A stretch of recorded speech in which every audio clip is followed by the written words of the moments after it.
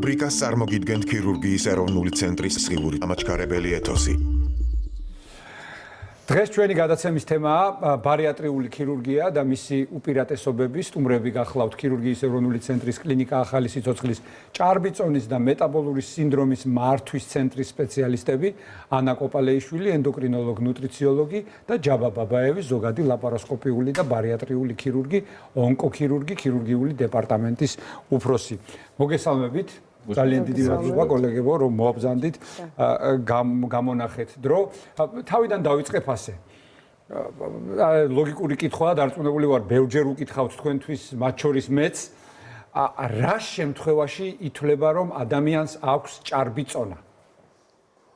ჭარბიწონა ითვლება, როდესაც სხეულის თანაფარდობა აქ მარტო კილოგრამებზე არ არის, აქ სიმაღლესთან მიმართებაში თანაფარდობა უკვე ცდება 30-ს უკვე ამით რომ არის სიმსუქნე და 25-ზე ზევით ეს არის ჭარბიწონა უკვე ინდექსი. დიახ, ეს არის უკვე ჭარბიწონა, სხეულში ცხიმოვანი ქსოვილი ზრდა არის დაწყებული. კარგით, რა თანხლები დაავადებები შეიძლება რომ კონდეს ჭარბწონას, ანუ რა პრობლემებამდე შეიძლება რომ მიგვიყვანოს? რა თქმა უნდა, ჭარბიწონა არ არის მხოლოდ ის პრობლემა, რომელიც ვიზუალურად ჩვენ ვხედავთ, რომ ადამიანს აქვს, თქვათ, მომატებული კილოგრამი. არა, აქ არის ყველაზე მთავარი რა შინაგანი პროცესები მიმდინარეობს. მისი ძირითადი თანხლები დაავადებებია გულსახვთა პროცესები, ისეთი ვერაგი დაავადებები, როგორც ჩაქრიანი დიაბეტი ტიპი 2 არის, სხვადასხვა ტიპის სიმსივნეები და ასევე რაც ასე ვქოთ, ცოტა 21 საუკუნის პრობლემაც არის ჭარბიწონით გამოწვეული უნაყოფობაც, რომელიც ასევე დიდ პრობლემას წარმოადგენს ჩვენს ქვეყანაში და ზოგადად მსოფლიოშიც, რომელიც ამასთან ერთად გახშირდა როგორც ჭარბწონასთან ერთად. კარგით, გადავიდეთ ახლა ბარიატრიულ ქირურგიაზე. რა როლი აქვს ზოგადად ბარიატრიულ ქირურგიას აი ჭარბწონასთან ბრძოლაში?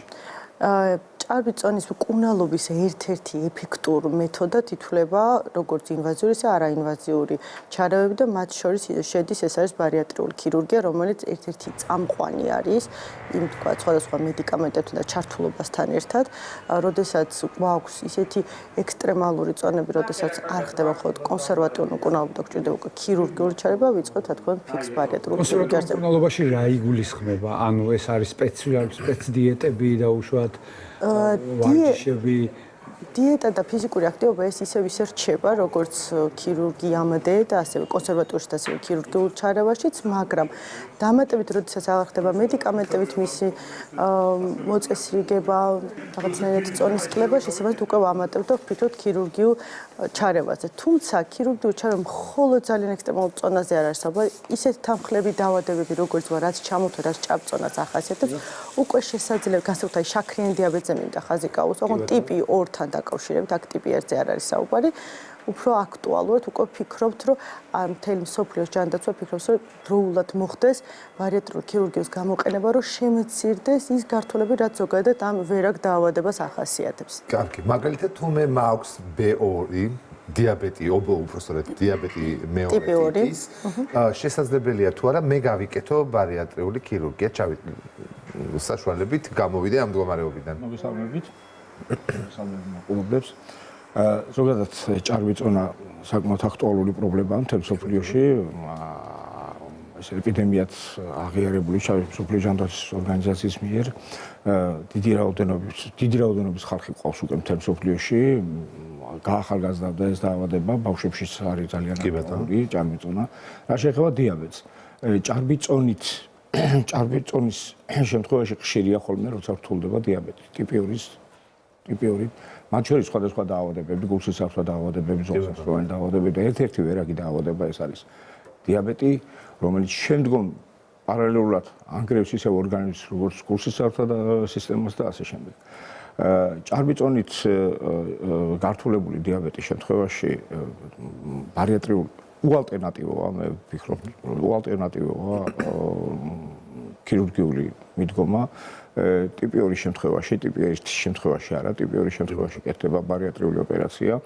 ყველაზე ეფექტური ამ შემთხვევაში არის მინიგასტრიკ შულტირება, ანუ მინიგასტრიკ ბაიპასი, ასე ვთქვათ, ასე ცნობილი ეს არის გასტროშულტირება, რა დროსაც კუჭის მცირე ნაწილი იკვეთება და დიდი ნაწილისგან გამოცალკევდება და ნაწლავური ანასტომოზი ედება კუჭის მცირე ნაწილზე.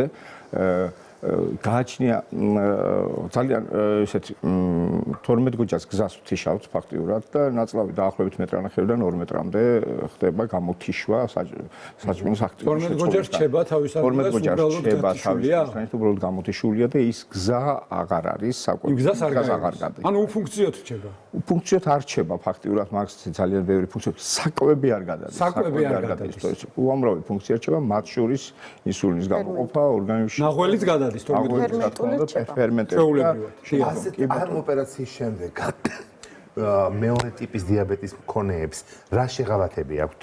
ანუ რეგულირდება თუ არა თვითონ რეგულირდება, რა თქმა უნდა, შაქრის დონე რეგულირდება იმისთან მიხედვით რა ჭარბიწონა და ჭარბიწონით გამოწვეული შაქრიანი დიაბეტი რა სიმძიმის არის, იმისთან მიხედვით ხდება გამოთიშვა მეტრანახევრიდან 2 მეტრამდე. მაგრამ ბატონ ჯავა, ყველა ჭარბიწონის მქონე ადამიანს არ აქვს დიაბეტი. თავისთავად, ანუ ასეთ შემთხვევაში მაინც უნდა გაიკეთოს ბარიატრია. ბარიატრიას ამ შემთხვევაში აქვს სხვა კიდე მეორე ეფექტი. რომ შევინარჩუნოთ შედეგი. ოპერაციით მიღებული შედეგი შენარჩუნება. ხო, აი ეგ არის ბოდიში გაწყვეტები და ყველაზე რთულია რა პაციენტებში. ყველაზე რთული და ყველაზე აქტუალური უკვე, იმიტომ რომ სლივ გასტრექტომიის შემდგომ რაღაც გარკვეული პერიოდის მერე 5, 6, 7, 8 წლის მერე იწყება ისევ ჭურჭონაში მომატება. ამ შემთხვევაში გასტროშულტირებების შემთხვევაში ერთი რომ გულსის სარდაფ დაავადების შაქრიანი დიაბეტი რაც არის აქტუალური ამის განკურნება ხდება და მეორე საკმაოდ დიდ რემისიაში, ხანგრძლივ რემისიაში გადადის და წონის მომატების ანუ შანსი რჩება დაახლოებით 10-15%. აი ეს არის რევერსულად მომატება. თუმცა გარკვეულად მოვლაც პატრონობა ასე ვთქვათ ჭირდება ხო ორგანიზმში. ვარიანტი ყველა და აქვე მინდა შევეხო ესეთ უამრავი შემთხვევა გვაქვს სამწუხაროდ, როცა პაციენტები მიდიან სხვადასხვა ქვეყნებში იკეთებენ, ანუ იჩქარებად, ასე ვთქვათ, მოდი ასე ვთქვათ, მომზადებელი ხდებიან ამ ყველაფერს, იკეთებენ ოპერაციას, ოპერაციიდან რამოდენიმე დღეში უკვე გამოწერილები არიან და მოდიან საქართველოში ბრუნდებიან.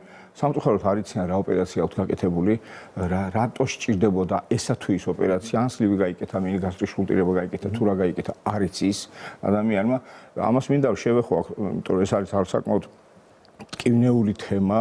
ასეთი პაციენტები მთელ მსოფლიოში, მათ შორის ის მსოფლიოს ნაწილი ვართ ჩვენს და ჩვენი ექიმებიც, მაქსიმალურად უნდა შევეცადოთ და ჩვენთან ასე კეთდება, მე არ მახსოვს შემთხვევა, რომ ჩვენთან ასე არ კეთდებოდეს, უნდა მომზადდეს პაციენტი სათანადოდ.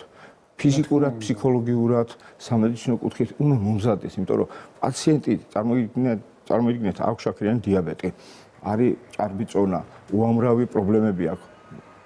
უძილობასთან დაკავშირებით ვერ გადაადგილდება ელემენტარულად, ვერ აქტიური ცხოვრებით ვერ ცხოვრობს ადამიანი და მას უკეთებ ოპერაციას და 3 დღეს შეეუბნები წადეს სახლში და არ ვიცი, იმან არ იცის რა გაიკეთა. ამიტომ ასეთი პაციენტი უნდა მომზადდეს სათანადოდ. და კომუნიკაციაც კომუნიკაცია უნდა იყოს. ფსიქოლოგიური პრობლემა აღნიშნეს. ეს ფსიქოლოგიური პრობლემა, რა თქმა უნდა, დგას. იმიტომ ეს არ არის ერთი ექიმის განსაკურნებელი ადამიანი. კომპლექსური მიდგომა სჭირდება ფსიქოლოგის, ენდოკრინოლოგის, ქირურგის, გასტროენტეროლოგის და ასე შემდეგ უნდა მომზადდეს კარგად პაციენტი. გზაც რამდენადაც ვიცი მე დიდად რეკომენდირებული არის. რა თქმა უნდა, ამ ხელა ოპერაციას იკეთებს, ფაქტიურად ცხოვრება უნდა შეიცვალოს ადამიანმა. ამ ოპერაციის მერე უნდა წავიდეს აბსოლუტურად სხვა გზით, სხვა ცხოვრების წესით. ცხოვრების წესი იცვლება. როგორ არჩევთ ოპერაციას? ანუ აი რა შემთხვევაში აი ჩვენებები როგორ არის? ხო რამდენიმე ტიპია ხო ოპერაციის? რა თქმა უნდა, კვლევების შედეგად მე დგინდება ასე ვთქვათ, გუნდი ექიმების და კონსილიუმი, რა თქმა უნდა, პაციენტთან ერთად წყდება ჩვენ, რა თქმა უნდა, ჩართულია პაციენტიც? აუცილებლად არის ჩართული, ხშირ შემთხვევაში მისი პატრონიც, თუ ვთქვათ, საჭიროებს, ასე ვთქვათ, პატრონის ჩართვას და ხდება ერთობლივად, კომპლექსურად, მულტიდისციპლინარულად. მე მინდა აღნიშნო აუცილებლად ისიც, რომ აქვს ძალიან დიდი მნიშვნელობა, ვთქვათ, კლინიკას, მიმართა პაციენტმა კლინიკას და არ უწევს კლინიკიდან გასვლა სხვადასხვა ექიმებთან, სხვადასხვა სპეციალისტებთან, ვთქვათ, ქალაქში სიარული. კლინიკა ახალ სიცოცხლეში, იცით რომ არის კომპლექსურად აბსოლუტურად ხდება. უამრავი, მე ცოტა ისე არ გამომივიდეს, არ მინდა რომ გამომივიდეს, თუმცა რეალობა მინდა ვთქვა, რომ აღმოსავლეთ ევროპის უამრავ ქვეყანაში ისეთი კლინიკა ამისთანა ვთქვათ, აღჭურვილობით აპარატური, თანამედროვე აპარატურით არ არსებობს, ნამდვილად არსებობს. ახალ სიცოცხლეში აბსოლუტურად ყველაფრის ხელმისაწვდომობა უახლოეს პერიოდში ჩვენ მოიხსენებათ საქართველოში აკრედიტაციას გადის უამრავი კლინიკა და ბევრს უჭირს ამის გასვლა და უპრობლემო საკმაოდ მაღალი ქულებით გაიარა აკრედიტაცია, ასე რომ აბსოლუტურად ევროპულ და მსოფლიო დონის ახლა ძალიან ბევრი მაყურებელი შეიძლება გვიყურებდეს, ვინც ფიქრობს ან ვერ გადაუწყვეტია როგორ მოიქცეს და მოდით ორ ტიპად დავყოთ. პირველი, რომელსაც აქვს დიაბეტი, მაგრამ არ აწუხებს ჭარბი წონა, იკეთებს თუ არა, იმიტომ რომ დიაბეტი აქვს, მაგრამ არა აქვს ჭარბი წონა და მეორე, ვისაც აქვს ჭარბი წონა, მაგრამ არა აქვს დიაბეტი. ორივე შემთხვევაში ურჩევთ რომ გაიკეთონ ეს ოპერაცია თუ აი ვის მიხედვით დააკვალიანებდით? ეს ოპერაცია უცვლელად არის საჭირო იმისთვის, ვისაც ჭარბი წონა აქვს და ჭარბი წონით გამოწვეული ჩაქრიან დიაბეტი. აჰა, გასაგებია. ეს ერთი. არის კიდევ უამრავი მიზეზი, რის გამოც შეგვიძლია შევთავაზოთ აი ეს ოპერაცია.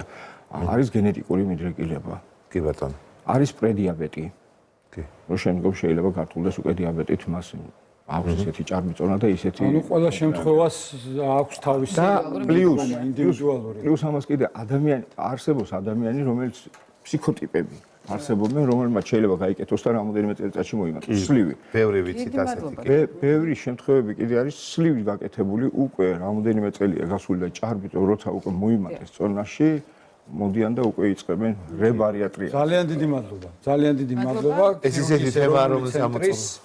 კლინიკა ახალი სიცოცხლის წამყვანი სპეციალისტები ანა კოპალეიშვილი და ჯაბა ბაბაევი პასუხობდნენ ჩვენს შეკითხვებს.